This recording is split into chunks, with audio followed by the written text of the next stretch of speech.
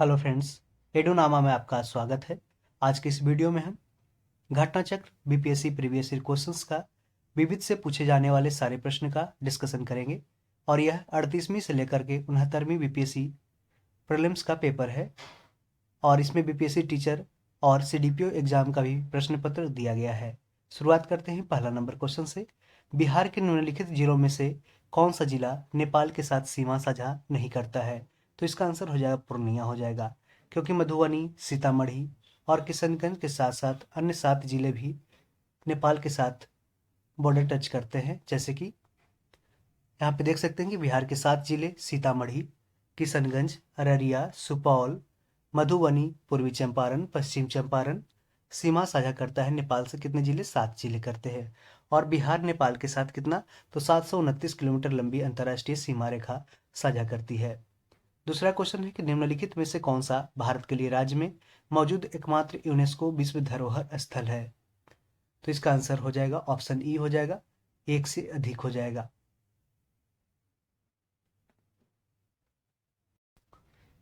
UNESCO की विश्व धरोहर स्थल वर्ल्ड हेरिटेज साइट लिस्ट में बिहार नालंदा महाविहार पुरातात्विक स्थल 2016 में शामिल किया गया और महाबोधि विहारिया मंदिर जिसे 2002 में शामिल किया गया था। तो दोनों है जो बिहार के 2 साइट है जिसे यूनेस्को के विश्व धरोहर स्थल सूची में शामिल किया गया है। और इसका डेट याद रखिएगा, 2016 में नालंदा महाविहार और महाबोधि विहार को शामिल किया गया 2002 में। बिहार में खादी के ब्रांड एम्बेसडर कौन है? तो इसका आंसर उस समय था मनोज तिवारी। तो इस समय याद रखें कि बिहार में खादी के ब्रांड एम्बेसडर कौन है? तो मनोज तिवारी। और ऐसे जो करंट अफेयर के क्वेश्चन थे उस समय के, तो इसको भी याद रखें कि किस तरीके से क्वेश्चन पूछा जाता है। फरवरी 2022 में बिहार सरकार ने भोजपुरी गायक एवं लोकसभा सांसद उत्तर पूर्व दिल्ली से मनोज तिवारी को बिहार में खादी का ब्रांड एम्बेसडर बनाया। नवंबर 2022 में लोक गायिका मैथिली ठाकुर को लोक गायिका कौन? तो मैथिली ठाकुर को बिहार राज्य में खादी का ब्रांड एम्बेसडर बनाया गया। कब? नवंबर 2022 में। अभी वर्तमान में कौन है? मैथिली ठाकुर। 4 नंबर क्वेश्चन कि बिहार आर्थिक सर्वेक्षण पहली बार वित्तीय वर्ष के लिए प्रकाशित कब किया गया था? तो इसका आंसर है 2006-7 में। 2006-7 में बिहार सरकार ने वार्षिक आर्थिक सर्वेक्षण वित्तीय वर्ष 2006-7 के लिए प्रस्तुत किया था। और आर्थिक सर्वेक्षण और उसी समय शुरू भी किया था। और आर्थिक सर्वेक्षण 2022-23 इस श्रृंखला का 17वां सर्वेक्षण है, 17वां है, 17th। भारतीय वन अनुसंधान और शिक्षा परिषद ICFRE ने वन आधारित समुदायों का समर्थन करने के लिए TIFSC के साथ समझौता ज्ञापन MOU जिसे कहते हैं मेमोरेंडम ऑफ अंडरस्टैंडिंग पर हस्ताक्षर किए हैं। ICFRE का मुख्यालय कहाँ स्थित है? तो इसका आंसर हो जाएगा ऑप्शन डी, देहरादून में। कहाँ पे? देहरादून। मार्च 2018 में पर्यावरण और जलवायु परिवर्तन मंत्रालय के तहत एक स्वास्थ्य परिषद भारतीय वानिकी अनुसंधान और शिक्षा परिषद जिसे ICFRE कहा गया, वह देहरादून तथा विज्ञान और प्रौद्योगिकी विभाग के तहत एक स्वायत्त परिषद ऑटोनोमस काउंसिल प्रौद्योगिकी सूचना पूर्वानुमान और आकलन परिषद TIFAC नई दिल्ली के मध्य एक सहमति पत्र पर हस्ताक्षर हुए। यह सहमति पत्र आजीविका के अवसर मुहैया कराने और वन आधारित समुदायों की आय बढ़ाने के उद्देश्य से किया गया है। बाढ़ super thermal power station BSTPS किस राज्य में स्थित है? तो आप जानते हैं बिहार में ही स्थित है। बिहार में बाढ़ super thermal power station Patna Bihar राज्य में स्थित है, यानी कि पटना जिला में स्थित है। बिहार में ऑपरेशन प्रहार किससे संबंधित है? तो इसका आंसर हो जाएगा शराबबंदी से संबंधित है ऑपरेशन प्रहार। अपराध मुक्त बिहार की परिकल्पना को साकार करने के लिए बिहार पुलिस ने वर्ष 2022 में वर्ष 2022 में ऑपरेशन प्रहार की शुरुआत की। बिहार में गंभीर आपराधिक घटनाओं में शामिल आरोपियों के साथ शराबबंदी का उल्लंघन करने वालों के विरुद्ध ऑपरेशन प्रहार संचालित किया जा रहा है। 10,000 ईसा पूर्व में विश्व की जनसंख्या कितनी थी? तो इसका आंसर हो जाएगा, देखते हैं। तो 10,000 ईसा पूर्व में विश्व की आबादी का अनुमान विभिन्न विद्वानों ने अलग अलग बताया है। किन गोल्डविक 2 मिलियन, मैकएवेडी एवं जोन्स 4 मिलियन तथा थामलिन ने 1 से 10 मिलियन का अनुमान लगाया था। कोई भी उत्तर सही नहीं माना जा सकता है। 9वां क्वेश्चन है कि पहला आदमी जिसने चांद पर अपना पैर रखा था वह कौन है? तो इसका आंसर हो जाएगा ऑप्शन बी, नील आर्मस्ट्रॉन्ग। 20 जुलाई 1969 को नील आर्मस्ट्रॉन्ग चांद पर उतरने वाला पहला आदमी था। नील आर्मस्ट्रॉन्ग 20 जुलाई 1969 को याद रखें।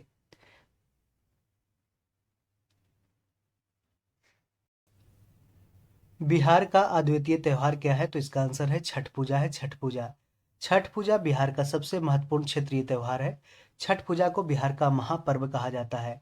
दीपावली के बाद कार्तिक मास के शुक्ल पक्ष के छठे दिन यह पूजा होती है। इस पर्व पर सूर्यदेव और उनकी पत्नी उषा की पूजा की जाती है और अर्घ्य डाला जाता है, जिसमें पहला अर्घ्य सूर्यास्त और दूसरा अर्घ्य सूर्योदय के समय डाला जाता है। दीपावली, जिसे रोशनी का पर्व भी कहा जाता है, कार्तिक अमावस्या के दिन मनाया जाने वाला हिंदू धर्म का मुख्य पर्व है। विशु केरल का प्राचीन उत्सव है। विशु यह केरल वासियों के लिए नववर्ष का दिन है। यह मलयालम महीने मेष की पहली तिथि को मनाया जाता है। विशु को आने वाले साल के लिए सौभाग्य व अच्छी किस्मत के आगमन का प्रतीक माना जाता है। विनायक चतुर्थी पर्व प्रत्येक वर्ष भगवान विनायक यानी कि गणेश के जन्म के अवसर पर भाद्रपद मास की शुक्ल चतुर्थी को महाराष्ट्र सहित संपूर्ण भारत में हिंदुओं द्वारा मनाया जाने वाला त्योहार है। विनायक चतुर्थी महाराष्ट्र का मुख्य पर्व है। ठीक है, तो किसका है? तो महाराष्ट्र का मुख्य पर्व है गणेश चतुर्थी। हाल ही में बिहार में किस स्थान पर उत्तर भारत का पहला वर्ड रिंगिंग स्टेशन खोला गया है? तो कहाँ पे? तो इसका आंसर भागलपुर हो जाएगा। बिहार के भागलपुर में उत्तर भारत का, नॉर्थ इंडिया का पहला और भारत का चौथा बर्ड रिंगिंग स्टेशन खोला गया है।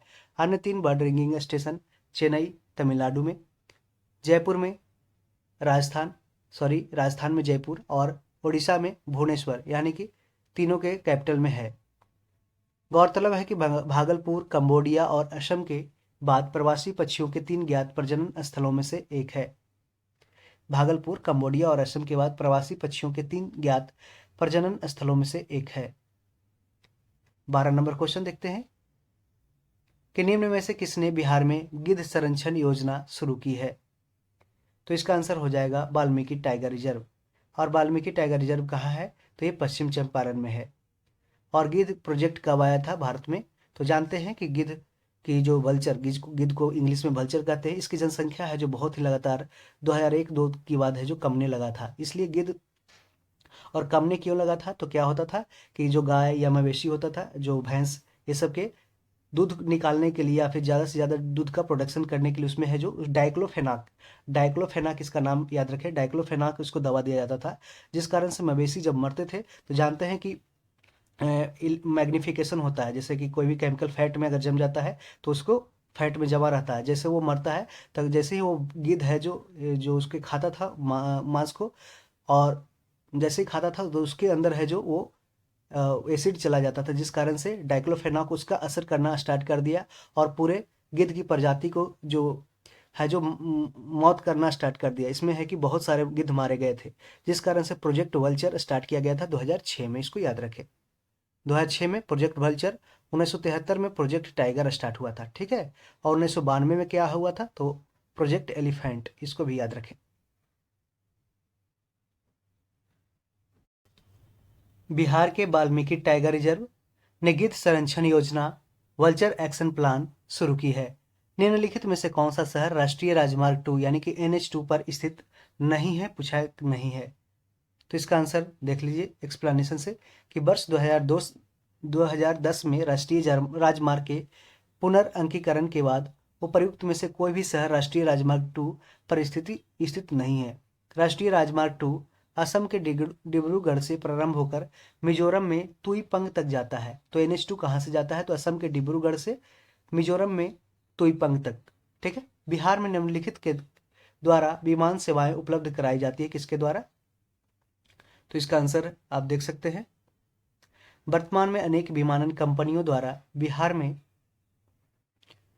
वायु सेवाएं उपलब्ध कराई जा रही है, जिनमें Air India Express, Kingfisher Airlines, Go Air, IndiGo, Spice Jet Airlines, Jet Airways, Sahara Airlines, Royal Nepal Airlines और जेट कनेक्ट एयरलाइंस आदि प्रमुख है। बिहार लोक सेवा आयोग द्वारा इस प्रश्न को मूल्यांकन से बाहर कर दिया गया था, इसको हटा दिया गया था। विश्व का सबसे ऊंचा कहा जाने वाला विश्व शांति स्तूप बिहार में कहाँ स्थित है? तो आपको पता है ये राजगीर में स्थित है। कहाँ पे? राजगीर ही में स्थित है। बिहार में राजगीर की पहाड़ियों 400 मीटर की ऊंचाई पर स्थित शांति स्तूप विश्व का सबसे ऊंचा कहे जाने वाला विश्व शांति स्तूप है। इसका निर्माण 1969 में किया गया था। वैशाली स्थित शांति स्तूप की ऊंचाई 38 मीटर यानी कि 125 फीट है और चौड़ाई 36 मीटर 118 फीट है तथा गुम्बद का व्यास कितना है? तो 20 मीटर 65 लगभग 65 फीट। अगला क्वेश्चन है, सीता माता की विश्व की सबसे लंबी मूर्ति 251 मीटर का निर्माण बिहार के किस जिले में किया जाएगा? तो इसका आंसर सीता से सीतामढ़ी। याद रखें कि सीता माता की विश्व की सबसे लंबी मूर्ति 251 मीटर का निर्माण बिहार के सीतामढ़ी जिला में किया गया। 13 फरवरी 2022 को रामायण रिसर्च काउंसिल के नेशनल कोऑर्डिनेटर व जूना अखाड़े के महामंडलेश्वर स्वामी वीरेंद्रानंद जी महाराज द्वारा माता सीता की विश्व की सबसे ऊंची 251 मीटर प्रतिमा सीतामढ़ी में स्थापित करने की घोषणा की गई थी। प्रतिमा के साथ ही माता सीता के जीवन पर आधारित एक डिजिटल म्यूजियम तथा अनुसंधान संस्थान और अध्ययन केंद्र का भी निर्माण किया जाएगा। अगला क्वेश्चन है कि नव नालंदा महाविहार किसके लिए विख्यात है? तो इसका आंसर हो जाएगा पाली अनुसंधान संस्थान के लिए नव नालंदा महाविहार विख्यात है। नव नालंदा महाविहार बौद्ध अध्ययन का आधुनिक केंद्र है जिसे बिहार सरकार ने 1951 में नालंदा में स्थापित किया था। इस केंद्र में बौद्ध एवं पाली अनुसंधान संस्थान है। यहाँ बड़ी संख्या में श्रीलंका, जापान, कोरिया, तिब्बत, भूटान आदि देशों से पाली और बौद्ध अध्ययन पर अनुसंधान हेतु विद्यार्थी आते रहते हैं। 18 नंबर क्वेश्चन है कि पटना अंतर्राष्ट्रीय हवाई अड्डा निम्नलिखित से सीधे जुड़ा हुआ है। किससे जुड़ा हुआ है? तो इसका एक्सप्लेनेशन देख सकते हैं कि लोकनायक जयप्रकाश नारायण अंतर्राष्ट्रीय हवाई अड्डा पटना एयरपोर्ट का नाम है।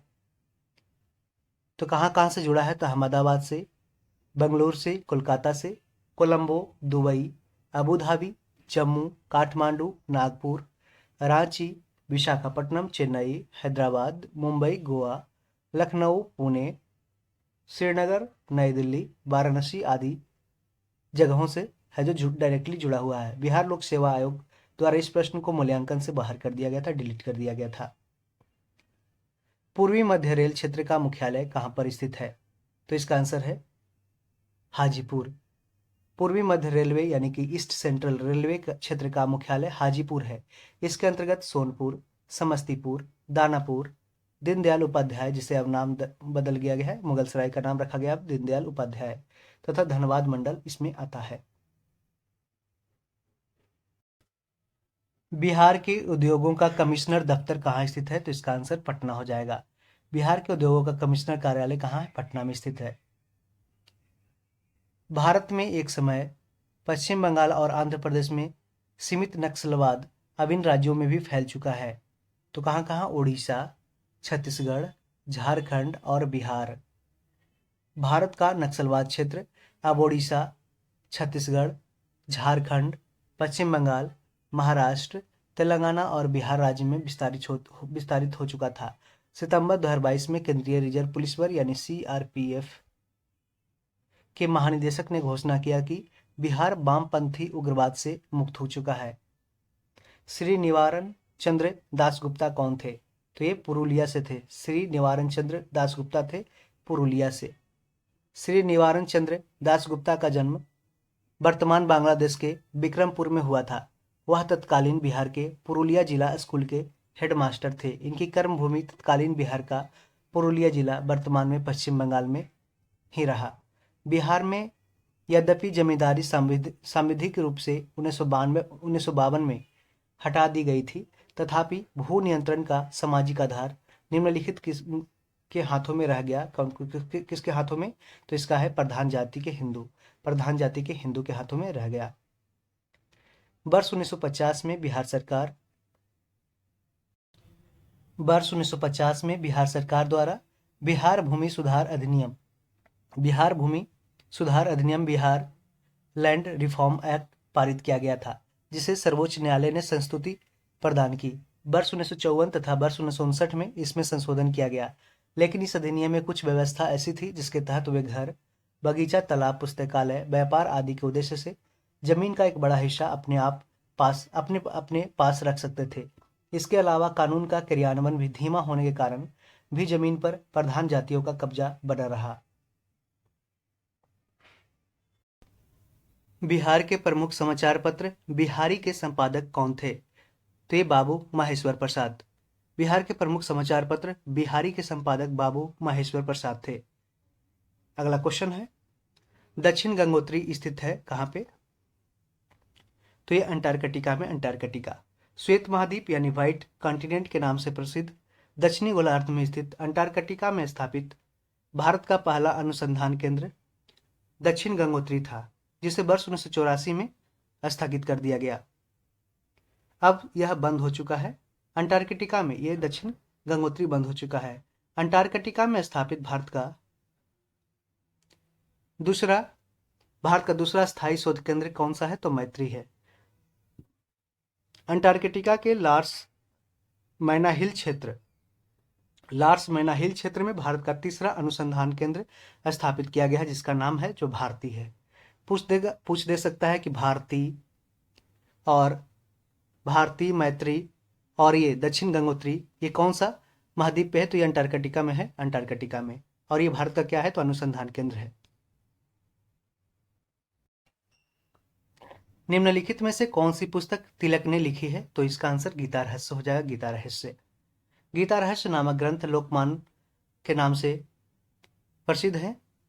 बाल गंगाधर तिलक ने मांडले जेल म्यांमार में लिखा था। मांडले जेल म्यांमार में। पुस्तक 1984 किसके द्वारा लिखी गई है? तो इसका आंसर है जॉर्ज ऑरवेल। जॉर्ज ऑरवेल ने पुस्तक 1984 जॉर्ज ऑरवेल के द्वारा लिखी गई पुस्तक है। खेलकूद में उत्कृष्टता के लिए कौन सा पुरस्कार दिया जाता है? तो ये अर्जुन पुरस्कार दिया जाता है। खेलकूद में उत्कृष्टता के लिए, उत्कृष्टता मतलब एक्सेलेंसी के लिए अर्जुन पुरस्कार दिया जाता है। दिए गए विकल्पों में खेलकूद में उत्कृष्टता के लिए अर्जुन पुरस्कार दिया जाता है। खेलकूद में उत्कृष्टता के लिए दिया जाने वाला सर्वोच्च पुरस्कार कौन सा है? तो मेजर ध्यानचंद पुरस्कार है। पूर्व में यह राजीव गांधी खेल रत्न पुरस्कार था। मेजर ध्यानचंद खेल रत्न पुरस्कार तथा अर्जुन पुरस्कार खिलाड़ियों को उनकी 4 साल की उपलब्धियों के आधार पर दिए जाते हैं। ये पुरस्कार राष्ट्रीय युवा और खेल मंत्रालय यानी कि ministry of sports, youth and sports के द्वारा दिए जाते हैं। मेजर ध्यानचंद खेल रत्न अभी कौन सा है? तो अनुराग ठाकुर हैं।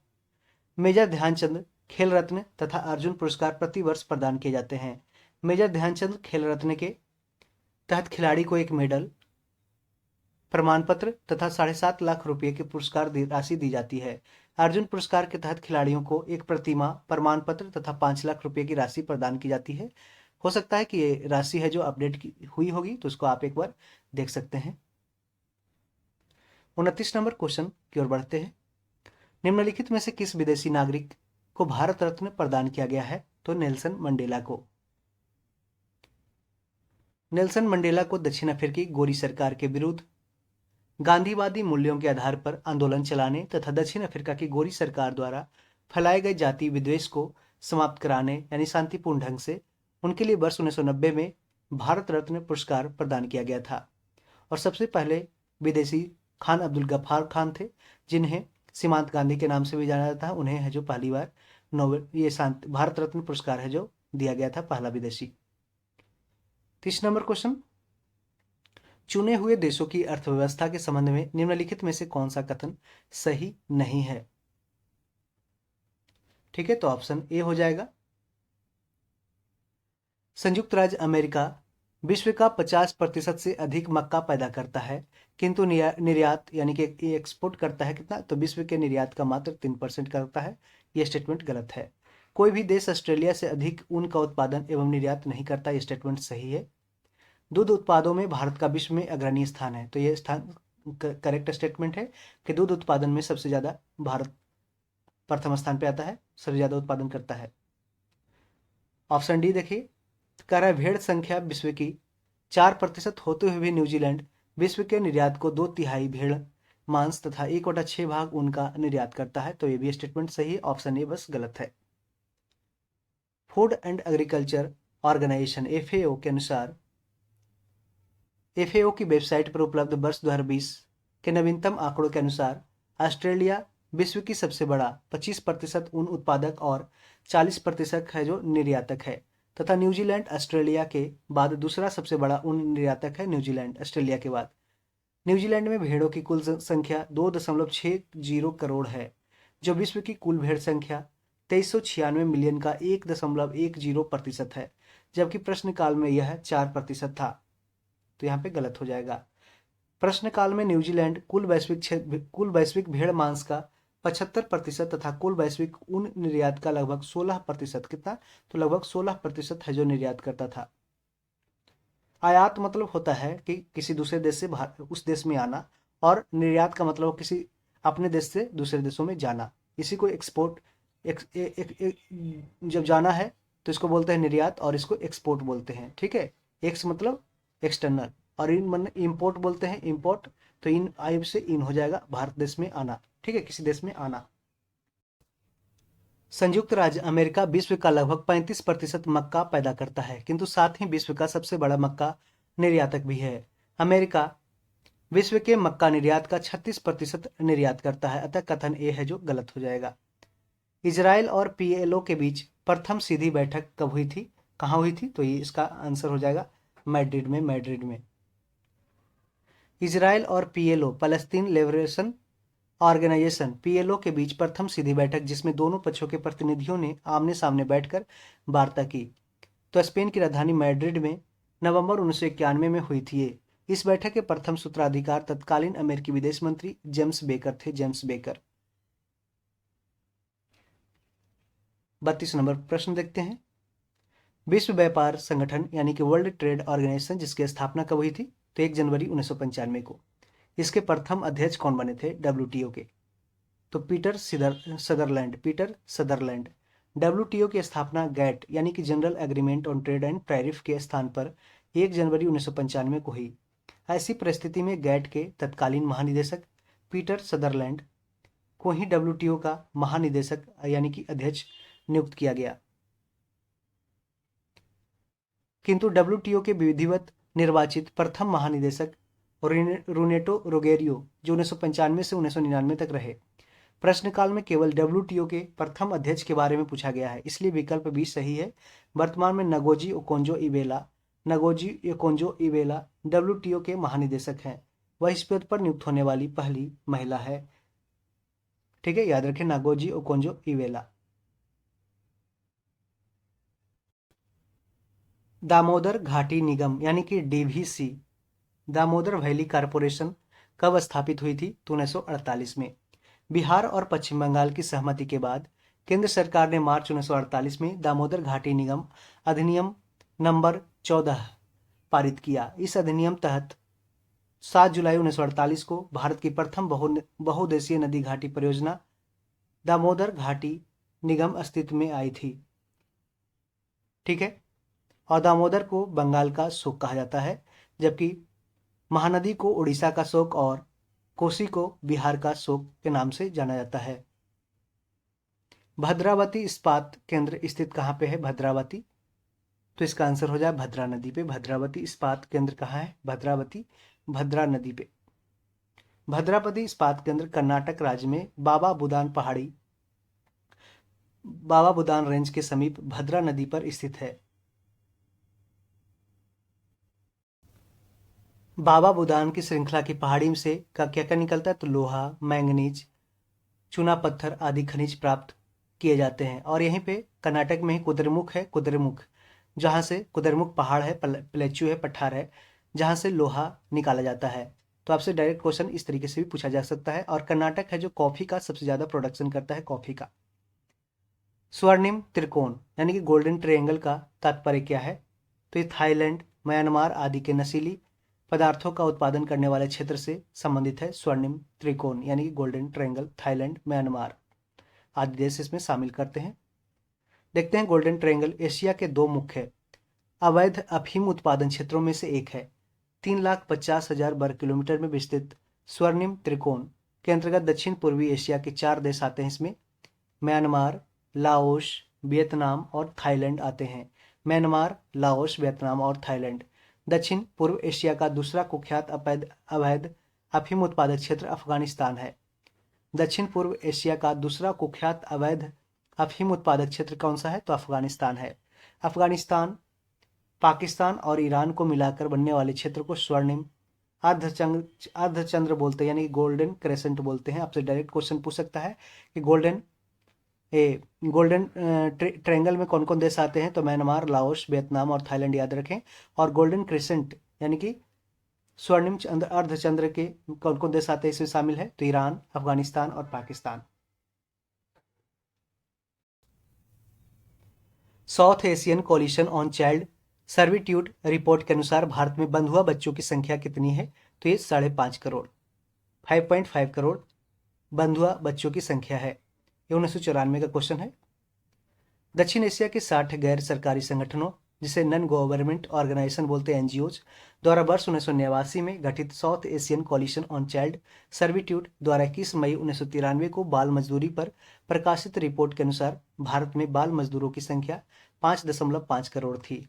इसके विपरीत तत्कालीन केंद्रीय श्रम मंत्री पूर्णा ए संगमा पी.ए. संगमा के अनुसार भारत में 14 वर्ष से कम आयु वाले बाल मजदूरों की संख्या 1.7 करोड़ थी। सबसे अधिक तेल निर्यातक देश कौन है? तो सऊदी अरब। देखिए उस समय ऑप्शन में था ईरान। सऊदी अरब का खनिज तेल निर्यात में लंबे समय से पहला स्थान बना हुआ है। दूसरे स्थान पे कौन सा है? तो रूस है। और पहले स्थान पे सऊदी अरब है। उस समय जो क्वेश्चन पूछा गया 92-93 में, उस समय ईरान था। प्रकाश पादुकोण किस क्षेत्र से संबंधित है, किस क्षेत्र में प्रसिद्ध है? तो ये बैडमिंटन में है प्रकाश पादुकोण। प्रकाश पादुकोण भारत के सुविख्यात बैडमिंटन खिलाड़ी रहे हैं। प्रकाश पादुकोण ने 1971 में जूनियर और सीनियर वर्ग का राष्ट्रीय खिताब प्राप्त किया और 1971 से 1979 तक लगातार 9 वर्षों तक सीनियर राष्ट्रीय बैडमिंटन प्रतियोगिता के विजेता रहे। 1979 में 1979 में प्रकाश पादुकोण ने राष्ट्रमंडल खेल में स्वर्ण पदक प्राप्त किया। एवरेस्ट शिखर पर चढ़ने वाली दूसरी भारतीय महिला कौन थी? तो संतोष यादव। संतोष यादव एवरेस्ट शिखर पर चढ़ने वाली दूसरी भारतीय महिला थी। हरियाणा राज्य की निवासी तथा भारत तिब्बत सीमा पुलिस में अधिकारी संतोष यादव एवरेस्ट शिखर पर विजय प्राप्त करने वाली दूसरी भारतीय महिला है। एवरेस्ट शिखर पर 2 बार चढ़ने वाली विश्व की गिनी चुनी महिलाओं में से एक संतोष यादव ने प्रथम बार मई 1992 में तथा दूसरी बार मई 1993 में एवरेस्ट शिखर पर विजय प्राप्त की। उनकी इस उपलब्धि पर भारत सरकार ने उनको वर्ष 2000 में पद्म श्री से सम्मानित किया था। जबकि बछेंद्री पाल प्रथम भारतीय महिला है, वह वर्ष 1984 में एवरेस्ट पर चढ़ी थी। कब? 1984 में। इंडिया विंस फ्रीडम के लेखक कौन है? तो अबुल कलाम आजाद हैं। अबुल कलाम आजाद लिखित इंडिया विंस फ्रीडम का प्रकाशन ओरिएंट लॉन्गमैन द्वारा वर्ष 1959 में किया गया। अपनी इस पुस्तक में अबुल कलाम आजाद ने अपने अनुभवों तथा दृष्टिकोणों को दर्ज किया है।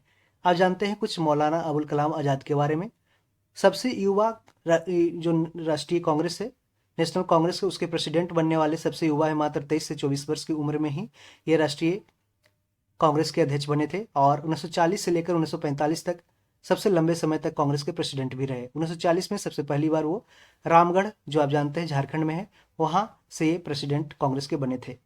और 11 नवंबर को इनके जन्मदिवस पे राष्ट्रीय शिक्षा दिवस मनाया जाता है। जबकि 5 सितंबर को पूरे देश में शिक्षक दिवस मनाया जाता है, सर्वपल्ली राधाकृष्णन के जन्मदिवस पे। और 5 अक्टूबर को विश्व शिक्षक दिवस यानी कि वर्ल्ड टीचर्स डे मनाया जाता है। भारत की राष्ट्रीय स्तनी क्या है? तो बाघ है। भारत की राष्ट्रीय स्तनी यानी कि नेशनल मैमल कौन सा है? तो बाघ है। भारत का राष्ट्रीय पशु बाघ, वैज्ञानिक नाम इसका क्या है? पैंथेरा टिग्रिस है, जो एक स्तनधारी पशु है, मैमल्स है। अतः प्रश्न के अनुसार विकल्प डी सही है। बाघों की घटती संख्या के दृष्टिगत उनके संरक्षण हेतु भारत सरकार ने अप्रैल 1973 से प्रोजेक्ट टाइगर की शुरुआत की है। प्रोजेक्ट टाइगर कार्यक्रम के अंतर्गत दिसंबर 2022 तक 53 टाइगर रिजर्व की स्थापना की जा चुकी है और वर्तमान में अभी 54वां है जो दुर्गावती टाइगर रिजर्व मध्य प्रदेश में है जो स्थापना किया गया। कलिंग पुरस्कार दिया जाता है किस क्षेत्र में? तो विज्ञान को लोकप्रिय बनाने के लिए कलिंग पुरस्कार दिया जाता है किसके द्वारा? यूनेस्को के द्वारा। विज्ञान को लोकप्रिय बनाने के लिए प्रदान किए जाने वाले कलिंग पुरस्कार की शुरुआत 1952 में हुई थी। कब हुई थी? 1952। याद रखें 1952। यूनेस्को द्वारा प्रदान किए जाने वाले इस पुरस्कार के प्रथम प्राप्तकर्ता हैं फ्रांस के Louis de Broglie. Louis de Broglie. Bharat को अब तक 8 बार कलिंग पुरस्कार प्राप्त हो चुका है। कलिंग पुरस्कार प्राप्तकर्ता को पुरस्कार स्वरूप $40,000 और एल्बर्ट आइंस्टीन की रजत पदक प्रदान किया जाता है। नेक्स्ट क्वेश्चन, संसार का सबसे बड़ा स्टेडियम कहाँ पे स्थित है? तो Guinness book of world record और ओलंपिक की वेबसाइट के अनुसार कोरिया गणराज्य कोरिया रिपब्लिक के प्योंगयांग में स्थित फुटबॉल के सबसे बड़े स्टेडियम एनग्राडो में डे स्टेडियम की दर्शक क्षमता 1,50,000 तथा विश्व का सबसे बड़ा cricket stadium Narendra Modi stadium Motera Gujarat में है, जिसकी दर्शक क्षमता है कितना? तो 1,32,000 है।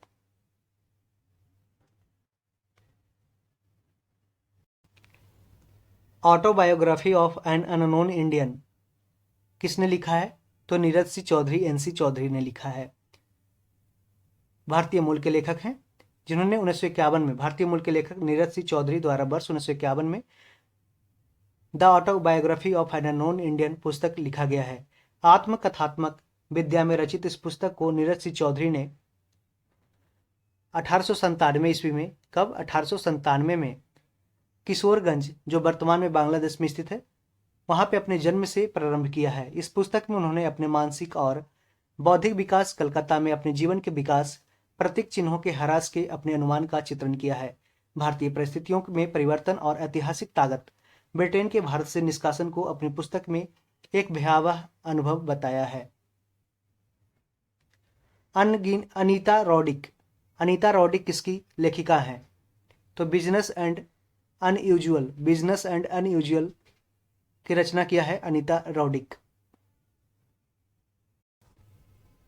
अनीता रॉडिक ने बिजनेस एंड अनयूजुअल की रचना 2001 में की थी। अनीता रॉडिक की अनुकृतियां हैं body and soul, take it personally, a revolution in kindness आदि है। इसके अतिरिक्त अनीता रॉडिक ने getting to the better future, a matter of conscious choosing की रचना जॉन ई रेनस तथा the no nonsense guide to fair trade की रचना डेविड रैंसम के साथ मिलकर की है।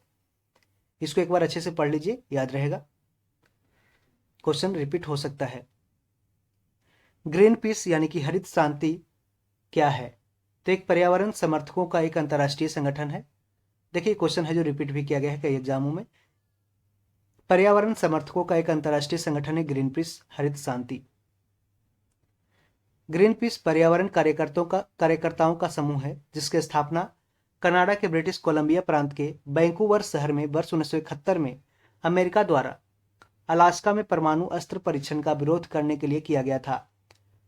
विश्व का प्रमुख पर्यावरण संगठन ग्रीन पीस व्हेल मछली के शिकार, वैश्विक ऊष्मन यानी कि ग्लोबल वार्मिंग, प्राचीन वनों के ह्रास, परमाणु शक्ति तथा जीन अभियांत्रिकी, जीन टेक्नोलॉजी, जीन इंजीनियरिंग के विरोध में विश्व जनमत बनाने के लिए जाना जाता है।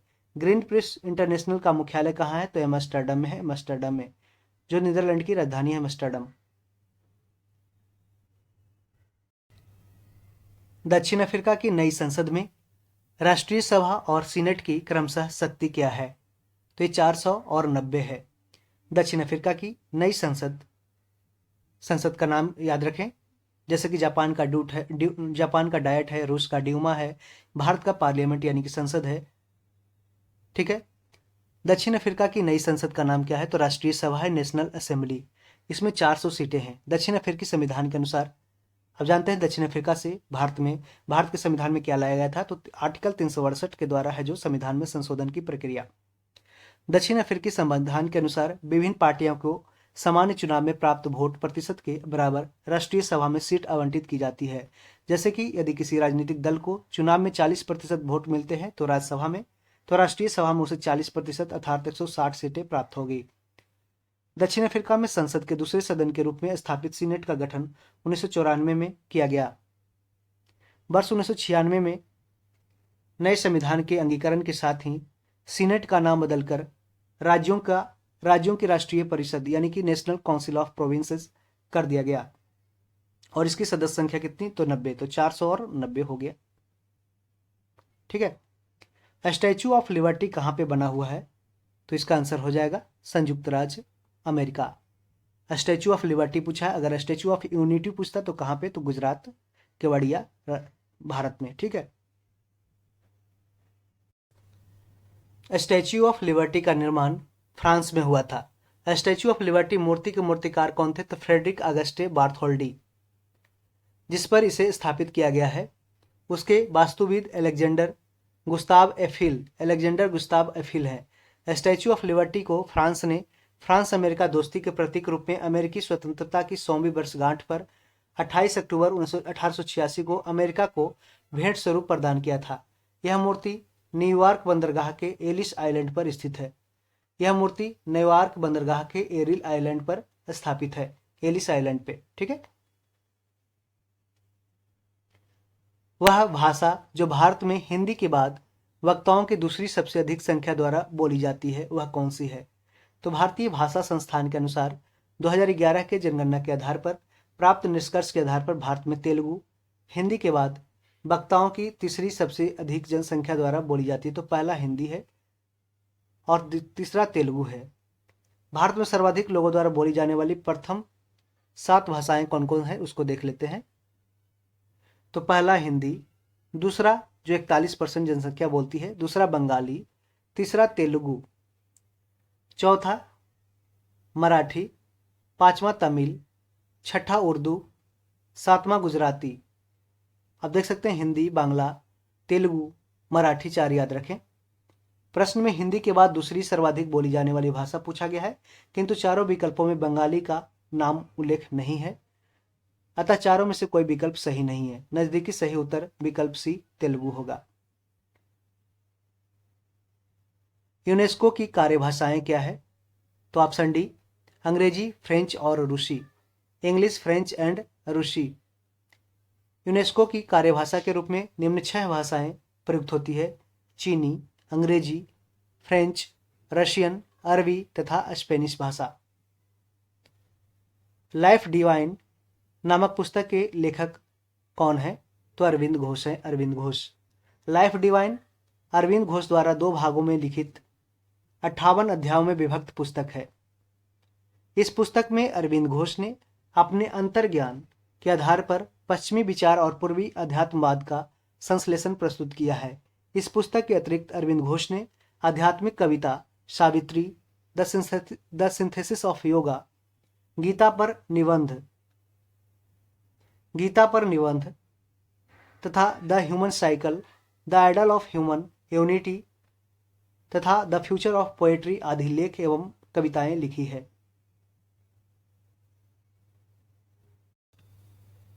बावन number question, the Moor's last sigh के लेखक कौन है, तो सलमान रुश्दी।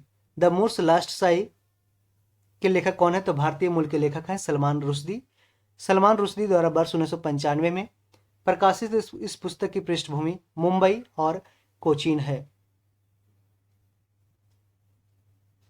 सलमान रुश्दी ने विचारों में विरोध को पुस्तक का मूल विषय बनाया है तथा यह दिखाया है कि इन विरोधों का समाधान व्यक्तिगत हित के आधार पर किया जाता है।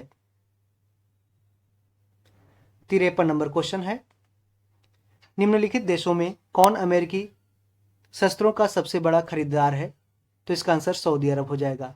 अमेरिकी सरकार के विदेशी शस्त्र बिक्री समझौता रिपोर्ट के अनुसार अमेरिका द्वारा वर्ष 1950 से वर्ष 1995 की अवधि में किए गए शस्त्र बिक्री का सबसे बड़ा खरीदार सऊदी अरब था। सिप्री की अंतर्राष्ट्रीय शस्त्र हस्तांतरण प्रवृत्तियां 2022 में जारी रिपोर्ट के अनुसार वर्ष 2018-22 के बीच विश्व के 5 बड़े हथियार निर्यातक देश कौन से हैं? तो निर्यात करने वाले यानी कि हथियार को बेचने वाले कौन है? तो पहला संयुक्त राज्य अमेरिका, दूसरा रूस है, तीसरा फ्रांस है, चौथा चीन है और पांचवा जर्मनी है। तो बेचने में भारत का स्थान टॉप 5 में नहीं है। जबकि 5 बड़े आयातक देश क्रमशः कौन से? तो सबसे पहले भारत है जो सबसे ज़्यादा हथियार खरीदता है। उसके बाद दूसरा सऊदी अरब और तीसरा कतर, चौथा ऑस्ट्रेलिया और पांचवा चीन आता है। खरीदने में और बेचने में सबसे पहला स्थान संयुक्त राज्य अमेरिका का आता है।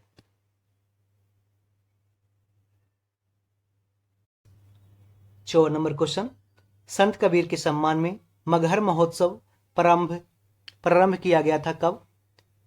तो 1987 में। विश्व को मानवता का संदेश देने वाले महान सूफी संत थे कबीर, जिनका महापरिनिर्वाण स्थल पर वर्ष 1987 से लगातार मगहर महोत्सव का आयोजन होता आ रहा है। और ये मगहर कहाँ है? तो बनारस के आसपास है। पूर्व सोवियत संघ का कौन सा पहला गणराज्य था जिसने अपने को स्वतंत्र घोषित किया था? तो इसका आंसर लिथुआनिया हो जाएगा। पूर्व सोवियत संघ, जिसे यूएसएसआर के नाम से जाना जाता था, यूएसएसआर से स्वयं को सर्वप्रथम स्वतंत्र घोषित करने वाला गणराज्य था लिथुआनिया।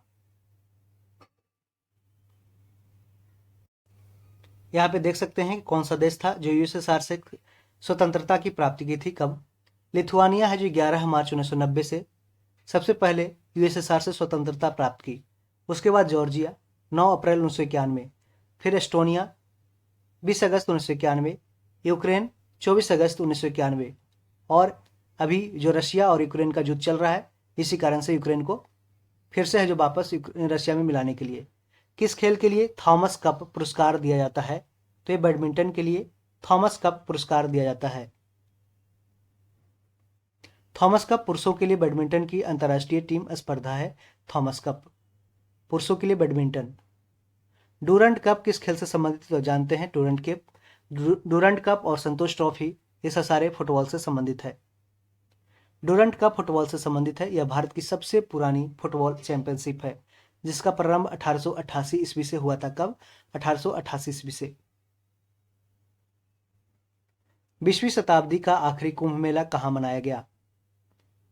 तो हरिद्वार में, हरिद्वार उत्तराखंड में।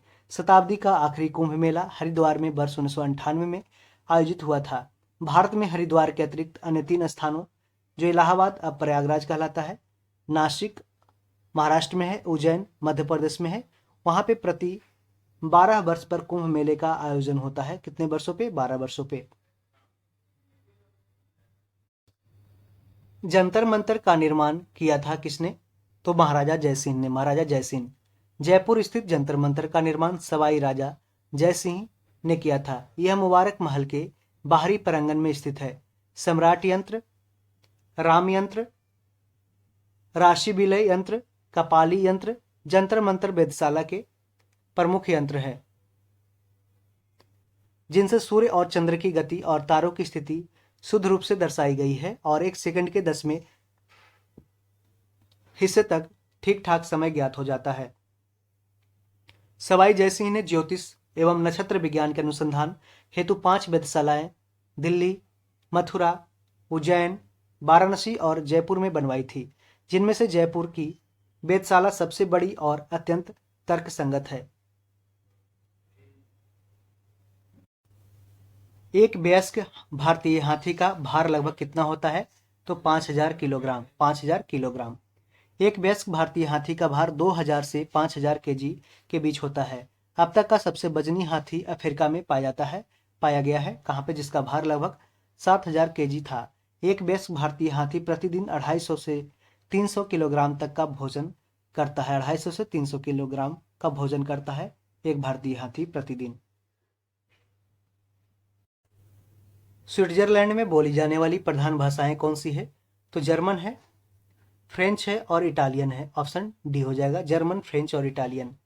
स्विट्जरलैंड में बोली जाने वाली प्रधान भाषाएं हैं जर्मन, फ्रेंच और इटालियन। इसके अतिरिक्त रोमांस भाषा भी स्विट्जरलैंड में बोली जाती है, किंतु इसके बोलने वालों की संख्या बहुत कम है, 0.9% मात्र है। तो आपसे डायरेक्ट क्वेश्चन पूछ सकता है कि रोमांस भाषा कौन सा देश में बोला जाता है? तो ये स्विट्जरलैंड में। भारत में जन्मे 2 अमेरिकी नागरिक जिन्हें विज्ञान के क्षेत्र में नोबेल पुरस्कार मिला है, ये कौन थे? तो ये हरगोविंद खुराना और एस चंद्रशेखर हैं। एस चंद्रशेखर, हरगोविंद खुराना। खगोल शास्त्री एस चंद्रशेखर, सुब्रमण्यम चंद्रशेखर को वर्ष 1983 में भौतिक शास्त्र में यानी फिजिक्स में चंद्रशेखर सीमा के लिए तथा हरगोविंद खुराना को चिकित्सा के क्षेत्र में यानी in the field of medicine में कृत्रिम जीन यानी आर्टिफिशियल जीन के संश्लेषण के लिए वर्ष 1968 का नोबेल पुरस्कार दिया गया। दोनों वैज्ञानिकों का जन्म भारत में हुआ था, किंतु इन्होंने अमेरिका की नागरिकता ग्रहण कर ली थी। 2009 में बी रामकृष्णन को रसायन का नोबेल पुरस्कार प्राप्त हुआ, जो भारतीय मूल के हैं तथा यूनाइटेड किंगडम और संयुक्त राज्य अमेरिका के नागरिक, दोहरी नागरिकता इन्हें दिया गया है।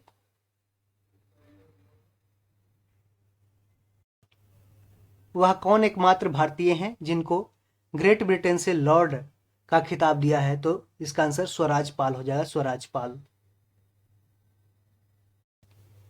भारतीय मूल के स्वराज पाल को ब्रिटेन ने लॉर्ड का खिताब दिया है। स्वराज पाल को ब्रिटेन ने वर्ष 1996 में लाइफ पीयर की उपाधि प्रदान की। लाइफ पीयर की उपाधि प्राप्त व्यक्ति आजीवन हाउस ऑफ लॉर्ड का मानद सदस्य बना रहता है। इस सदी की शुरुआत में हवाई जहाज का आविष्कार किसने किया था? तो इसका आंसर राइट ब्रदर्स हो जाएगा। वर्ष 1903 में हवाई जहाज का आविष्कार राइट ब्रदर्स ने किया था। कब? 1903 में, इसको याद रखें। टेलीस्कोप की खोज किस वैज्ञानिक ने की थी? तो इसका आंसर गैलीलियो हो जाएगा। इटली के सुप्रसिद्ध भौतिकी विज्ञानी गैलीलियो ने दूरदर्शी अर्थात टेलीस्कोप की खोज की थी। टेलीस्कोप के साथ साथ गैलीलियो ने जड़त्व के नियम यानी कि मोशन ऑफ जो ये लॉ ऑफ इनर्शिया तथा गति के समीकरण के निर्माण में भी सहयोग किया था। 66 नंबर क्वेश्चन, निम्नलिखित में से किस खनिज द्वारा लोहा प्राप्त किया जाता है? तो इसका आंसर हेमेटाइट हो जाएगा, हेमेटाइट। खनिज लौह मुक्तः 4 प्रकार के अयस्क में मिलता है। मैग्नेटाइट जिसमें 22% लोहा रहता है, हेमेटाइट में 70%, लिमोनाइट में 60% और सीडेराइट में 48%। इसके अलावा टैकोनाइट, चेमोसाइट और पाइराइट में भी लौह अंश पाए जाते हैं, किंतु इसमें धातु अंश 30% से भी कम होने के कारण इनका आर्थिक महत्व है जो नगण्य के बराबर है, 0 के बराबर है। गुट निरपेक्ष आंदोलन यानी कि नॉन अलाइंड मूवमेंट का नेता कौन था? तो इसका आंसर भारत हो जाएगा।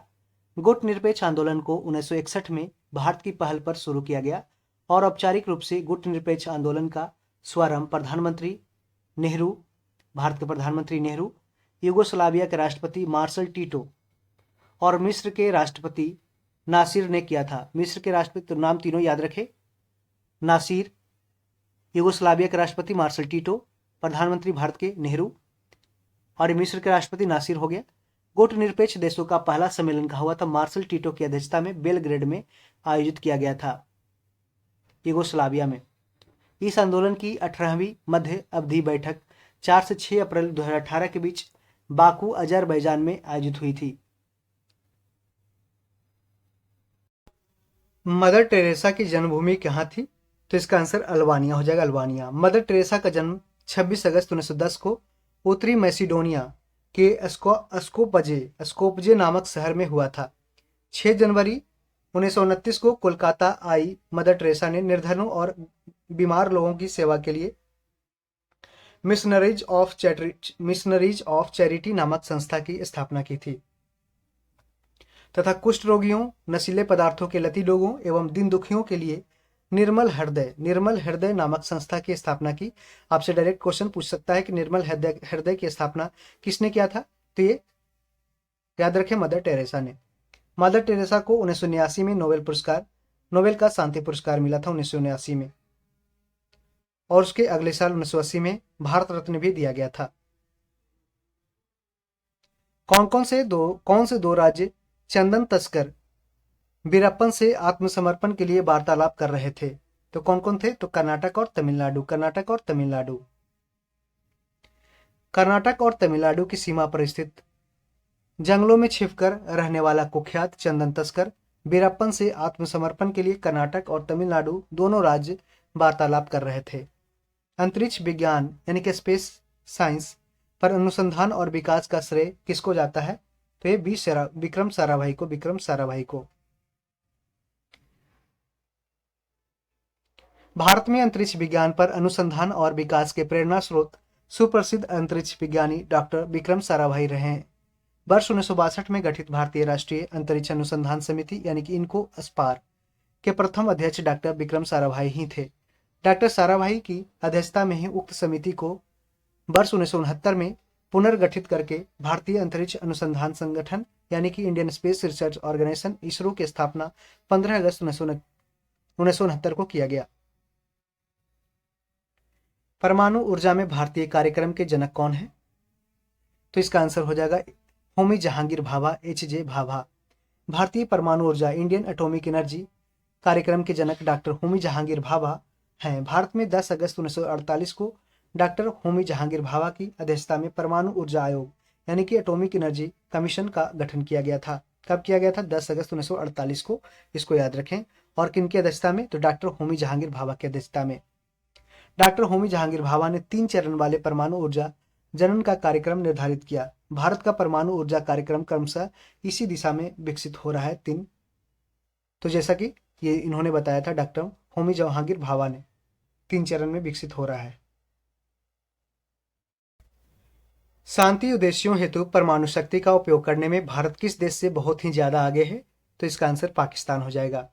भारत के परमाणु परीक्षणों के अनुसरण में परमाणु परीक्षण करने वाले पाकिस्तान का परमाणु कार्यक्रम परमाणु हथियार विकसित करने पर केंद्रित है, जबकि भारत के परमाणु कार्यक्रम का मुख्य उद्देश्य है परमाणु विद्युत जनन के माध्यम से उसका शांतिपूर्ण प्रयोग करना।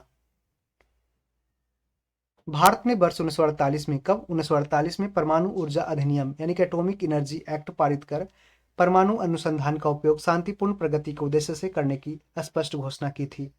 भारत परमाणु विद्युत जनन और परमाणु संबंधी अन्य ऐसे प्रयोग जो मानव जीवन को उन्नत बनाते हैं, जैसे कि चिकित्सा क्षेत्र, खाद्य परिरक्षण आदि के दृष्टिगत पाकिस्तान से बहुत आगे है भारत। भारत में निर्मित टैंक का नाम क्या है? तो इसका नाम अर्जुन टैंक है। अर्जुन टैंक भारत द्वारा स्वदेश निर्मित मुख्य युद्ध टैंक अर्जुन को 15 जून 1993 को सफल परीक्षण के बाद भारतीय सेना में शामिल किया गया। इस टैंक का विकास DRDO यानी कि रक्षा और अनुसंधान विकास, DRDO Defence Research Development Organisation, जिसकी स्थापना कब हुई थी? 1958 में, 1958 में। और इसका मुख्यालय कहाँ पे है? नई दिल्ली में। तो DRDO द्वारा इस टैंक का विकास किया गया। भारत हैवी, देखिए इस टैंक का विकास DRDO द्वारा भारत हैवी इलेक्ट्रिकल्स लिमिटेड यानी भेल, BEM, भारत अर्थ मूवर्स आदि के सहयोग से किया गया है।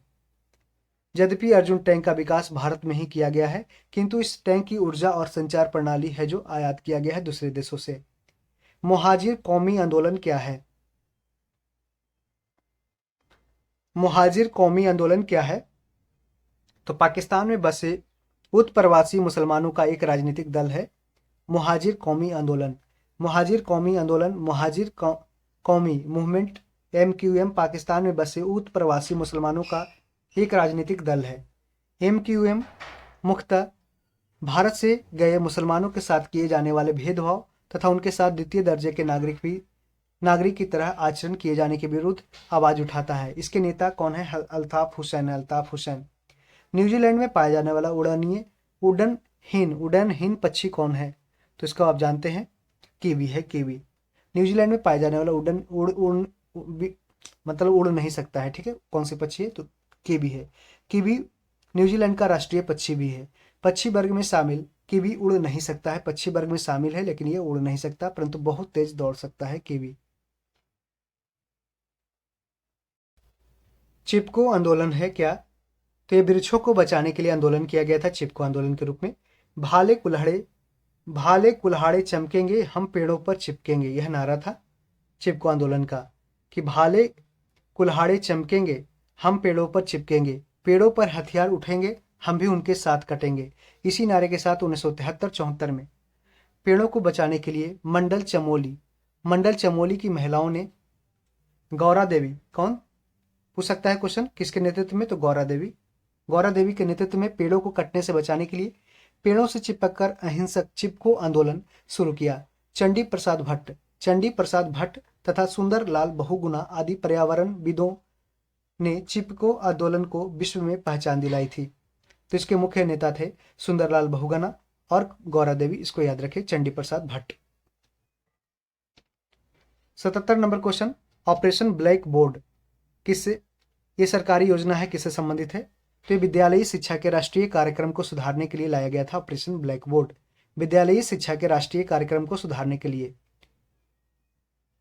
ऑपरेशन ब्लैक बोर्ड योजना देश के प्राथमिक विद्यालय, प्राइमरी जो स्कूल्स होते हैं, उसमें उपलब्ध मानव संसाधनों एवं भौतिक संसाधन में सुधार लाने हेतु 1987-88 से प्रारंभ हुई थी। प्रत्येक दिन चल रहे विद्यालय में दो बड़े कमरों कम से कम दो शिक्षक और आवश्यक शिक्षण सामग्री की व्यवस्था करना इस योजना का प्रमुख अंग है। 2002-3 में यह योजना सर्व शिक्षा अभियान में शामिल कर दी गई। तो ऑपरेशन ब्लैक बोर्ड को शामिल किया गया 2002-3 में, किसमें? तो सर्व शिक्षा अभियान में। पूछा था कि क्वेश्चन के स्टार टीवी का मालिक कौन है? तो रूपर्ट मर्डोक। स्टार टीवी का मालिक कौन है? Rupert Murdoch. मीडिया मुगल के रूप में प्रसिद्ध ऑस्ट्रेलिया में जन्मे अमेरिकी निवासी रूपर्ट मर्डोक ने वर्ष 1993 में हांगकांग की कंपनी से स्टार टीवी का अधिग्रहण किया था। Rupert Murdoch. पंचशील की मुख्य विशेषता क्या है? पंचशील की, तो देशों के बीच मित्रता और शांतिपूर्ण सह अस्तित्व बनाए रखना, यह पंचशील की मुख्य विशेषता है। कोरिया युद्ध के बाद भारत और चीन के बीच एक व्यापक व्यापार समझौते के लिए बातचीत प्रारंभ हुई। इस वार्ता के फलस्वरूप भारत और तिब्बत क्षेत्र के मध्य वाणिज्य तथा अन्य संबंधों के विषय में भारत चीन संधि पर 29 अप्रैल 1954 को, कब? 29 अप्रैल 1954 को हस्ताक्षर किए गए थे। इस समझौते में पंचशील के 5 समझौतों का उल्लेख किया गया था, जो किसके बीच हुआ था? तो भारत और चीन के बीच। पंचशील के सिद्धांत क्या क्या थे? तो एक दूसरे की प्रादेशिक अखंडता और संप्रभुता के लिए पारस्परिक सम्मान की भावना पर आचरण करना, अनाक्रमण अर्थात एक दूसरे पर आक्रमण न करना, फिर भी है जो 1962 में चीन ने भारत पर हमला किया। एक दूसरे के आंतरिक मामलों में हस्तक्षेप न करना, परस्पर समानता और मित्रता की भावना, शांतिपूर्ण सह अस्तित्व। लेकिन ये आज के समय में जो फॉरेन रिलेशन है, इस पे है जो कोई भी सटीक नहीं बैठ रहा है। प्रथम भारतीय उपग्रह आर्यभट्ट कब छोड़ा गया था? तो 19 अप्रैल 1975 को भारत का प्रथम उपग्रह आर्यभट्ट बैकानूर में रूसी केंद्रों से कॉस्मोस रॉकेट से 19 अप्रैल 1975 को छोड़ा गया। इस उपग्रह के माध्यम से भारत में उपग्रह शैक्षणिक टेलीविजन प्रयोग प्रारंभ हुए थे। रामेश्वरम किस राज्य का हिस्सा है? तो इसका आंसर आप जानते हैं, यह तमिलनाडु का हिस्सा है। रामेश्वरम तमिलनाडु राज्य का दक्षिणतम भाग है।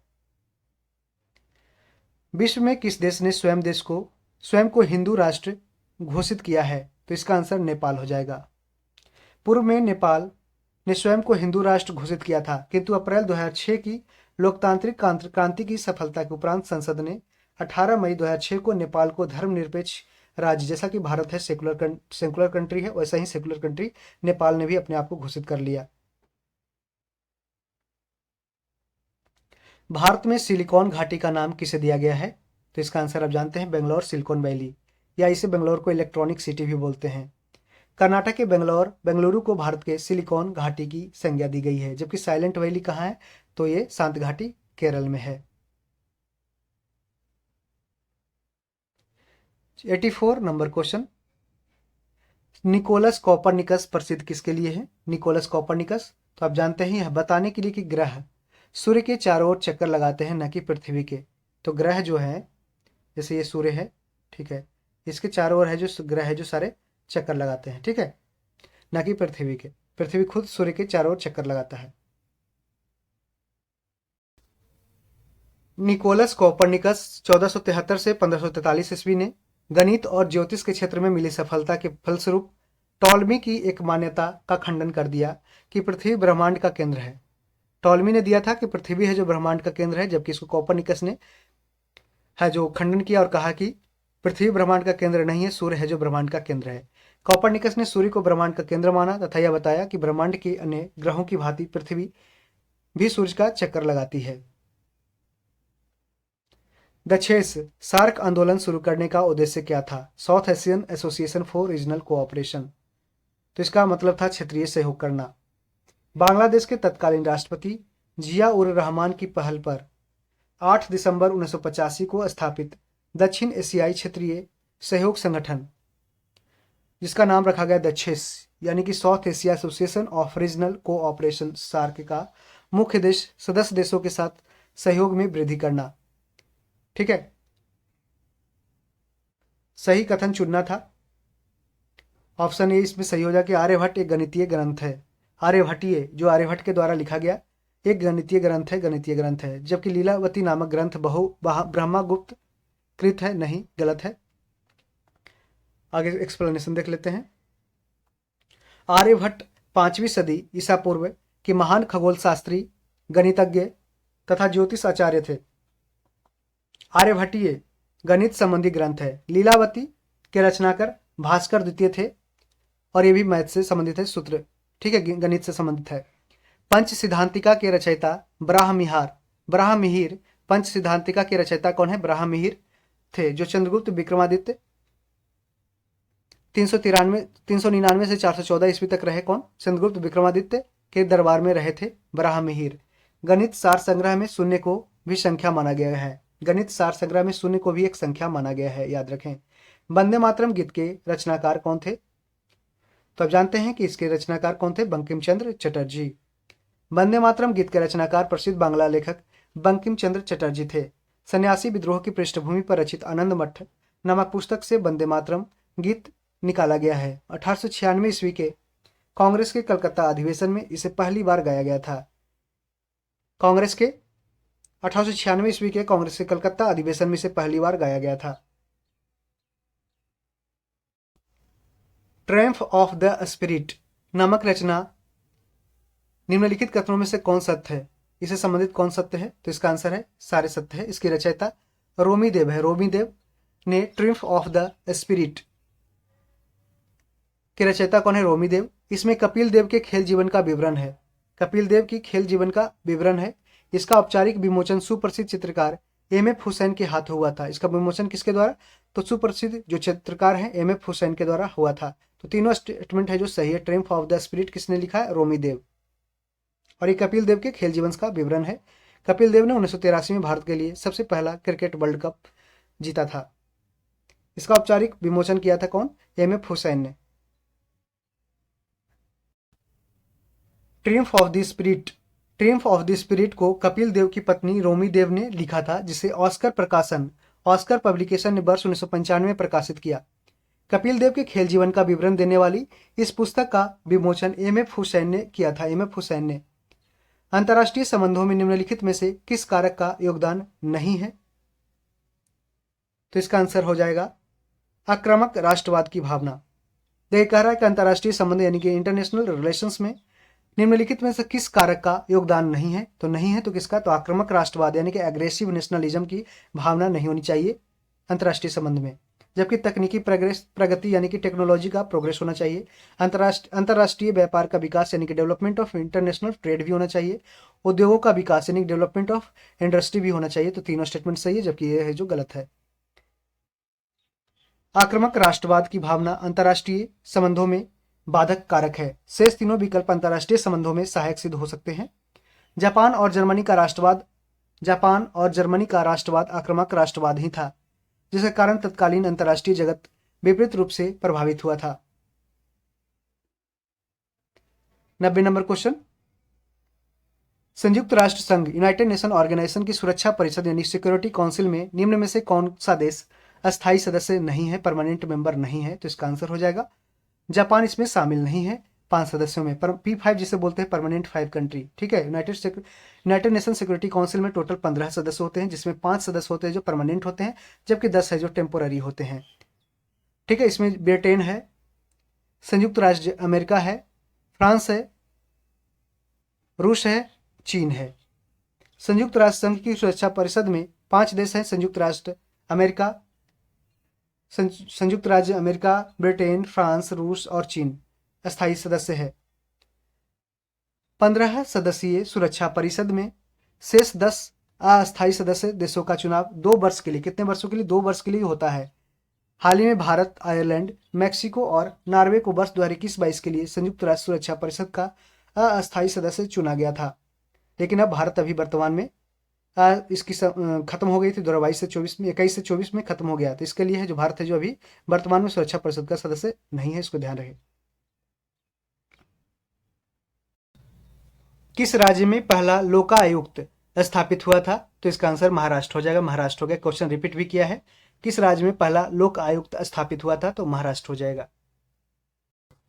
भारत में महाराष्ट्र ऐसा पहला राज्य है जहां लोक आयुक्त कार्यालय की स्थापना महाराष्ट्र लोक आयुक्त और उप लोक आयुक्त अधिनियम 1971 के तहत वर्ष 1971 में की गई थी। ओडिशा पहला ऐसा राज्य था जिसने लोक आयुक्त की स्थापना से संबंधित विधान जो वर्ष 1970 में पारित किया था, लेकिन वहां यह संस्था वर्ष 1983 में जाकर अस्तित्व में आई थी। लोकपाल की, कहां पे? लोकायुक्त की। देखिए, लोकपाल होता है जो सेंट्रल लेवल पे करता है और ये जितने सारे जो करप्शन होते हैं उसके जांच करते हैं लोकपाल। लोकायुक्त है जो राज्य लेवल पे होते हैं, स्टेट लेवल पे काम करते हैं, वैसा ही जैसा कि वहां पे, और इसमें किसी भी को छूट नहीं है। एस आनंद 1990 के दशक के अंत में किस पद पर कार्यरत थे? तो इसका आंसर है भारत के मुख्य न्यायाधीश के रूप में। एस आनंद 1990 के दशक के अंत में भारत के मुख्य न्यायाधीश यानी चीफ जस्टिस ऑफ इंडिया रहे थे। आदर्श सेन आनंद 1990 के दशक के अंत में भारत के 29वें मुख्य न्यायाधीश के रूप में कार्यरत थे। मुख्य न्यायाधीश के रूप में इनका कार्यकाल अक्टूबर 1998 से अक्टूबर 2001 तक था। इनका जन्म वर्ष 1936 में जम्मू में हुआ था। कहाँ पे? जम्मू में। और अभी वर्तमान में 50वें चीफ जस्टिस ऑफ इंडिया कौन है सुप्रीम कोर्ट के? तो ये है DY चंद्रचूड़। वैश्वीकरण के पीछे मुख्य विचार क्या है?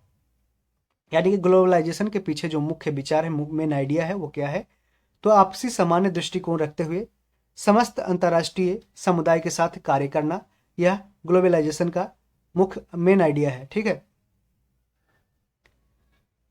आपसी समान दृष्टिकोण रखते हुए समस्त अंतर्राष्ट्रीय समुदाय के साथ काम करना ही वैश्वीकरण के पीछे मुख्य विचार है। यहाँ आपसी समान दृष्टिकोण का आशय समान नियमों के आधार पर प्राप्त लाभ का राष्ट्रों के बीच वितरण से है। इस संदर्भ में विश्व व्यापार संगठन यानी कि वर्ल्ड ट्रेड ऑर्गेनाइजेशन का उदाहरण दिया जा सकता है। नौकरशाही का कार्य क्या है? तो इसका ऑप्शन हो जाएगा कि सरकार की नीतियों को लागू करना। नौकरशाही मतलब ब्यूरोक्रेसी होता है, ब्यूरोक्रेसी। सरकार की नीतियों को लागू करना, प्रशासन चलाना, मंत्रियों की सहायता करना, ये सारे स्टेटमेंट है जो सही है नौकरशाही के बारे में। नौकरशाही का प्रमुख कार्य प्रशासन संचालन से है, एडमिनिस्ट्रेशन को रन करना है। विधायिका नीति निर्माण को, यानी कि जो लेजिस्लेचर होता है उसको नीति निर्माण पॉलिसी का फॉर्मुलेट करना के उपरांत कार्यपालिका को यह उत्तरदायित्व सौंपती है कि वह इन नीतियों को लागू करे। कार्यपालिका इन नीतियों को नौकरशाही के माध्यम से लागू करवाती है। साथ ही साथ नौकरशाही दिन प्रतिदिन के कार्य संचालन में मंत्रीगण की सहायता भी करती है। जितने IAS IPS होते हैं उसको ब्यूरोक्रेट या नौकरशाह बोल सकते हैं।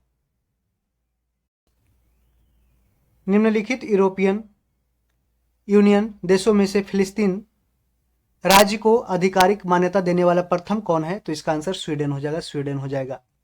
यूरोपियन यूनियन देशों में से फिलिस्तीन राज्य को आधिकारिक मान्यता प्रदान करने वाला प्रथम देश स्वीडन है। अक्टूबर 2014 में स्वीडन के द्वारा फिलिस्तीन राज्य को आधिकारिक मान्यता प्रदान की गई। 30 सितंबर 2015 को पहली बार न्यूयॉर्क स्थित संयुक्त राष्ट्र संघ के मुख्यालय पर फिलिस्तीन का ध्वज लगाया गया। 30 सितंबर 2015 को पहली बार न्यूयॉर्क में स्थित है जो यूनाइटेड नेशन ऑर्गेनाइजेशन, उसका मुख्यालय, उस पर फिलिस्तीन का ध्वज लगाया गया था। कब? 30 सितंबर 2015 को। अंतर्राष्ट्रीय विकलांग दिवस कब मनाया जाता है? तो जानते हैं यह 3 दिसंबर को अंतर्राष्ट्रीय विकलांग दिवस मनाया जाता है। अब विकलांग को दिव्यांग बोलते हैं। अंतर्राष्ट्रीय विकलांग दिवस 3 दिसंबर को मनाया जाता है। संयुक्त राष्ट्र महासभा ने वर्ष 1981 को अंतर्राष्ट्रीय विकलांग वर्ष के रूप में घोषित किया था। संयुक्त राष्ट्र संघ ने 3 दिसंबर 1992 से प्रतिवर्ष अंतर्राष्ट्रीय विकलांग दिवस को मनाने की स्वीकृति प्रदान की थी। वर्तमान में विश्व की कुल जनसंख्या का लगभग 15% जनसंख्या विकलांगता यानी कि दिव्यांगता से ग्रसित है। और आप जानते हैं 1 दिसंबर को है जो विश्व एड्स दिवस मनाया जाता है। 4 फरवरी को विश्व कैंसर दिवस और 1 फरवरी को विश्व आर्द्रभूमि दिवस मनाया जाता है। प्रभावती देवी किस क्षेत्र की स्वतंत्रता संग्राम सेनानी थी? तो इसका आंसर हो जाएगा ऑप्शन बी, पटना। स्वतंत्रता आंदोलन में बिहार की महिलाओं ने महत्वपूर्ण योगदान दिया था। इन महिलाओं में सरला देवी, प्रभावती देवी, राजवंशी देवी, सुनीति देवी तथा राधिका देवी प्रमुख हैं। प्रभावती देवी पटना की स्वतंत्रता संग्राम सेनानी थी और ये जयप्रकाश नारायण की पत्नी थी। श्री नरसिंह नारायण क्या थे? तो ये समाजवादी थे, सोशलिस्ट थे। श्री नरसिंह नारायण सिंह समाजवादी थे, सोशलिस्ट थे। श्री जगत नारायण लाल की पत्नी का नाम क्या था? तो श्रीमती राम प्यारी। श्रीमती राम प्यारी श्री जगत नारायण लाल की पत्नी का नाम था।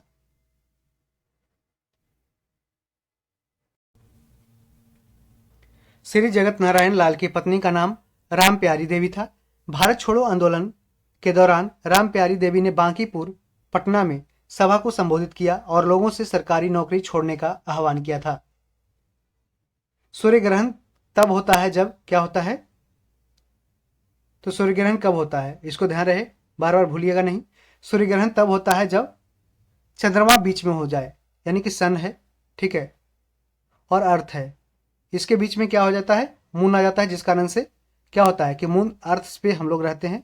अर्थ से है जो मून के बीच में आ जाने से सूर्य हम लोग को दिखता नहीं है, जिस कारण से हम लोग बोलते हैं कि सूर्य को ग्रहण लग गया, ठीक है, यानी कि सूर्य लुप्त हो गया, ठीक है। तो इसके कारण बोलते हैं, इसको बीच में जब चंद्रमा आ जाएगा पृथ्वी वाले को तो दिखेगा कि अरे ये तो आ गया कि सूर्य ग्रहण हो गया, सूर्य नहीं दिखाई पड़ रहा है, ठीक है। और चंद्र ग्रहण कब होता है? तो सूर्य और चंद्रमा के बीच में क्या आ जाता है? पृथ्वी आ जाता है, ठीक है, तो उसको बोलते हैं चंद्र ग्रहण। सूर्य ग्रहण तब होता है जब चंद्रमा पृथ्वी का चक्कर लगाते हुए पृथ्वी और सूर्य के बीच में आ जाता है, जिसके कारण सूर्य का कुछ हिस्सा दृष्टिगोचर नहीं होता, यानी कि दिखता नहीं है। सबसे छोटा दिन कब होता है? तो जानते हैं 22 दिसंबर को सबसे छोटा दिन होता है। कहाँ पे? ये नॉर्थ इंडिया की बात करें, नॉर्थ मतलब कि उत्तरी क्षेत्र में बात कर रहा है कि 22 दिसंबर को छोटा दिन होता है, सबसे छोटा दिन नॉर्थ इंडिया में, जैसे कि, लेकिन यही उल्टा हो जाता है। और सबसे बड़ा दिन कब होता है? 21 जून को, ठीक है, नॉर्थ इंडिया में। लेकिन यही उल्टा अगर साउथ इंडिया की बात किया जाए, यानी कि साउथ कंटिनेंट की, तो साउथ तरफ की बात किया जाए तो 22 दिसंबर को सबसे बड़ा दिन और 21 जून को सबसे छोटा रात होता है। 21 जून को उत्तरी गोलार्ध में, नॉर्थ हेमिस्फेयर में सबसे लंबा दिन और दक्षिणी गोलार्ध में सबसे छोटा दिन होता है। 22 दिसंबर को उत्तरी गोलार्ध में दिन की अवधि सबसे कम अर्थात सबसे छोटा दिन और दक्षिणी गोलार्ध में सबसे बड़ा दिन होता है 22 दिसंबर को। 23 सितंबर और 21 मार्च को दोनों गोलार्धों में दिन और रात की अवधि समान होती है, जिसे बोलते हैं इक्विनॉक्स, मतलब दिन और रात की अवधि दोनों बराबर। 103 नंबर क्वेश्चन, संयुक्त राष्ट्र शांति अभियानों के संदर्भ में United nation peace keeping mission के संदर्भ में निम्नलिखित कथनों पर विचार करना है। इसका आंसर क्या होगा? यहां पे देख सकते हैं, कह रहा है कौन सा कथन सही है, पूछा है सही, यहां पे देख लीजिए पहले, ठीक है। तो संयुक्त राष्ट्र संघ शांति रक्षक बल का प्रयोग केवल अपनी आत्मरक्षा के लिए कर सकता है, ये गलत स्टेटमेंट है। यहाँ पे केवल जैसे ही लग गया समझ लीजिए कि वो स्टेटमेंट गलत है। शांति स्थापना अभियान केवल संयुक्त राष्ट्र सुरक्षा परिषद के एक प्रस्ताव द्वारा वापस लिया जा सकता है। तो देखिए यहाँ पे केवल लगाया था, लेकिन यह जो ये स्टेटमेंट बिल्कुल सही है कि शांति स्थापना अभियान केवल संयुक्त राष्ट्र सुरक्षा परिषद के एक प्रस्ताव द्वारा वापस लिया जा सकता है, यानी कि सबसे ज्यादा जो वॉचडॉग होता है कौन होता है? संयुक्त राष्ट्र सुरक्षा परिषद होता है, तो इसी के प्रस्ताव द्वारा वापस लिया जा सकता है। संयुक्त राज्य अमेरिका संयुक्त राष्ट्र शांति अभियान में सबसे बड़ा बजट योगदान करता है, तो इसका आंसर सही हो जाएगा, ऑप्शन बी सही हो जाएगा, ठीक है। केवल 2 और 3 सही है, बाकी ए गलत हो जाएगा।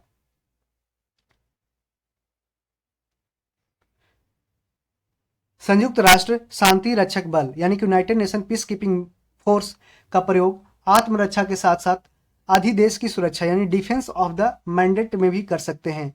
शेष कथन 2 और 3 सत्य है। संयुक्त राज्य अमेरिका ने वर्ष 2020-21 में संयुक्त राष्ट्र शांति अभियानों में सर्वाधिक 27.89% का योगदान दिया था।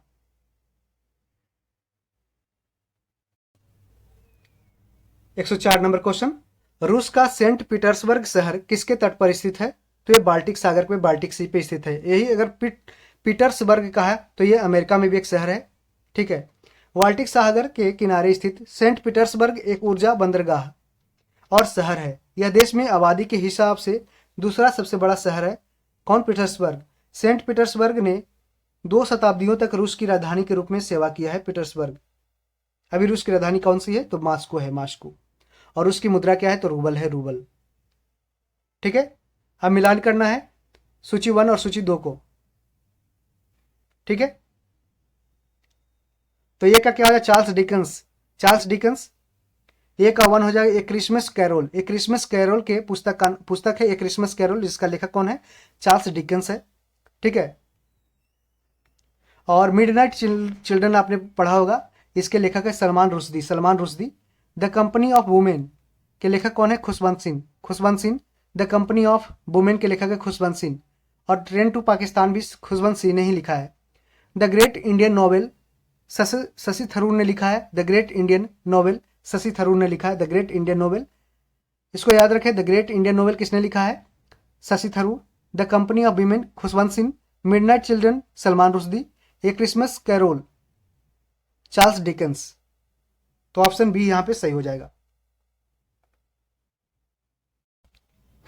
निम्नलिखित में से किस वैश्विक कंपनी को बिहार में लोकोमोटिव कारखाना स्थापित करने का ठेका मिला था?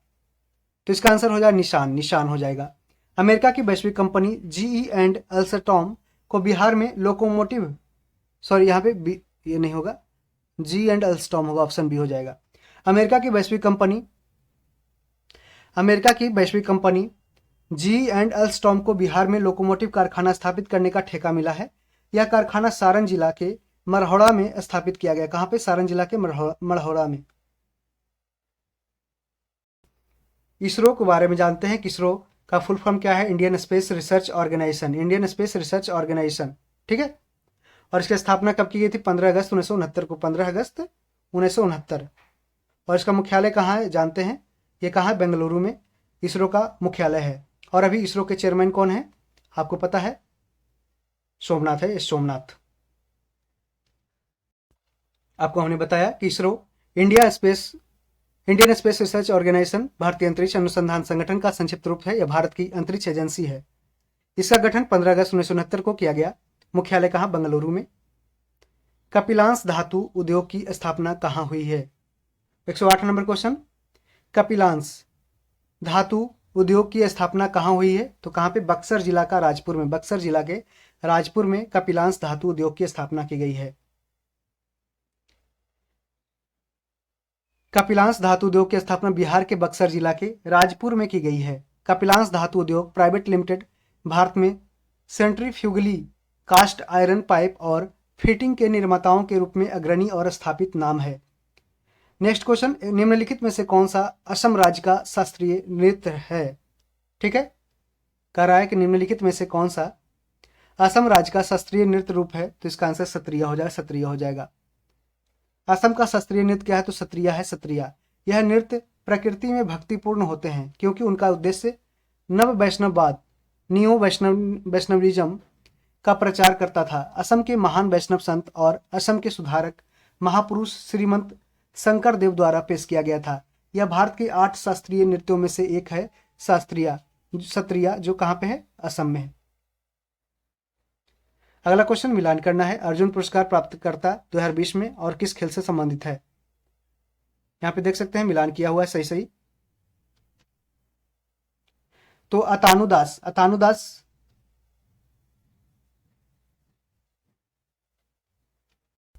यहाँ पे देखिए गलत लिख दिया है, लेखक नहीं है। यहाँ पे खिलाड़ी का नाम है, खिलाड़ी है।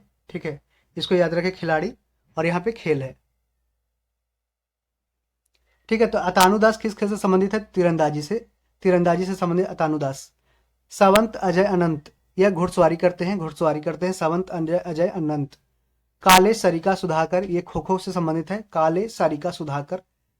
दत्तू बावन भोकनाल, यह नौकायन यानी कि रोइंग से संबंधित है। और विलिंगटन ट्रॉफी पूछता है कि विलिंगटन ट्रॉफी किससे संबंधित है?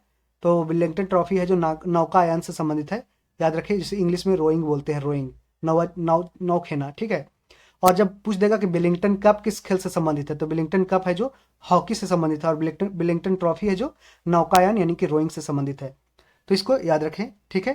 तो इस तरीके से हमने 110 क्वेश्चन कंप्लीट किया। तो इस तरीके से हमने फ्रेंड्स पूरे बिहार के जितने सारे विविध बीपीएससी में एग्जाम में पूछे गए विविध से प्रश्न हमने डिस्कशन कर लिया है।